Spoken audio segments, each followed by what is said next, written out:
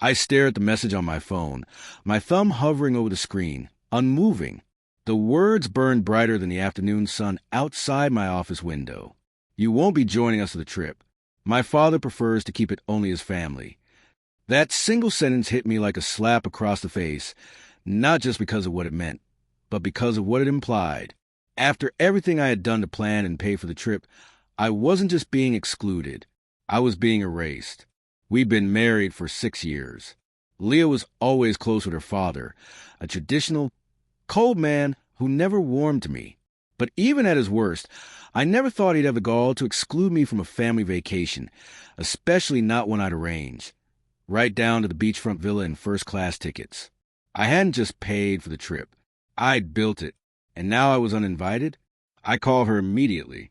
No answer. I texted. Nothing. My chest tightened with a familiar ache. One I'd ignored for too long. The signs had been there. The locked phone. The late-night meetings that didn't match up with her calendar. The way she stopped laughing at my jokes. Stopped reaching for my hand when we watched TV. Stopped kissing me goodnight. I'd chalked it up to stress. Work. Her father. Anything but what it really was. But this was different. This wasn't a distance. It was a border, and I'd just been kicked to the other side of it. By the time the weekend arrived, Leah and her father were gone. They left early, before dawn. I didn't even hear her leave. There was no goodbye, no note, just an empty closet where some of her clothes had been. I wasn't stupid. Something was wrong. So I did what any man with a sinking gut and an aching heart might do. I logged into the airline account I'd used to book the flights. 3 passengers. Leah, her father, and someone else. I didn't recognize the name at first. Andrew L. Perry. But the last name clicked. Perry was her maiden name, her ex-boyfriend's last name. I sat there, numb, staring at the screen, replaying every moment of the last few months. The way she'd been texting more, laughing at messages I wasn't part of, how she'd suddenly started working out again. Started dressing up on days when she supposedly didn't have meetings. I remembered the way her voice sounded distant when she talked to me, like she was talking through a wall. That name on the flight manifest confirmed what I didn't want to believe. Leah wasn't just leaving me behind on a trip I paid for. She was leaving with him. I'd never felt rage like that before. But underneath the fury was something deeper, grief. She hadn't even told me, hadn't fought with me, hadn't asked for space. She just quietly opened a new door and closed mine behind her. I was disposable, a wallet, an afterthought.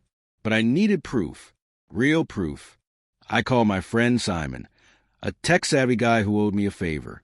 He helped me install a program on Leah's laptop while she was gone, something to recover deleted files and messages. I knew the risk. I didn't care.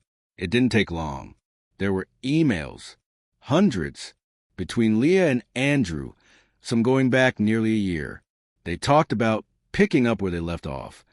About how she regretted not choosing him years ago. About how she felt trapped in a cold, mechanical marriage that only looked good on the outside. I couldn't breathe reading it. But what gutted me most weren't the words. It was the photos. Pictures of them. Her head on his shoulder, him kissing her forehead, both of them smiling in hotel rooms I didn't recognize. Dates she claimed to be at work. One photo showed them by a fireplace. She was wearing a necklace I had given her on our 3rd anniversary. She was curled against him, not a trace of guilt in her eyes. She didn't just cheat. She moved on. And here I was, still picking up dry cleaning for a wife who'd emotionally left me a year ago. When she got back a week later, tan and smiling like she'd been on a solo retreat, I was waiting. She walked through the door and froze when she saw me. "Why are you here?" she asked, her tone clipped like I was trespassing. I held up her laptop. "I know everything." Her face fell for just a second before the mask came back on. "You had no right. And you had no soul." I snapped. "You didn't just cheat. You planned a future with him using my money. You lied and lied. And when you were finally ready to leave, you didn't even give me the dignity of a conversation." She didn't cry. She didn't apologize. She just said, "It's over, Daniel.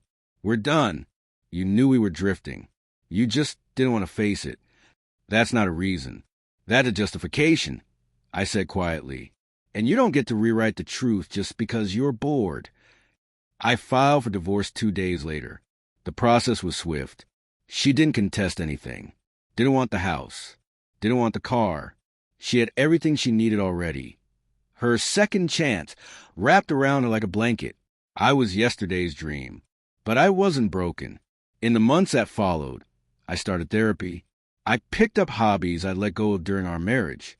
I traveled, not to places we had planned, but new places that didn't have her shadow in them.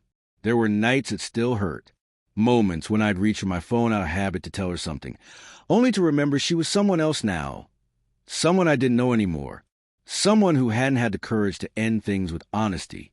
But pain became clarity, and clarity became strength.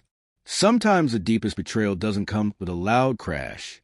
Sometimes it comes quietly, with a text message, a canceled ticket, and a name you weren't supposed to see. But in the silence that follows, you learn who you really are. And I did. She walked away thinking she found something better. I walked away and found something real. Myself.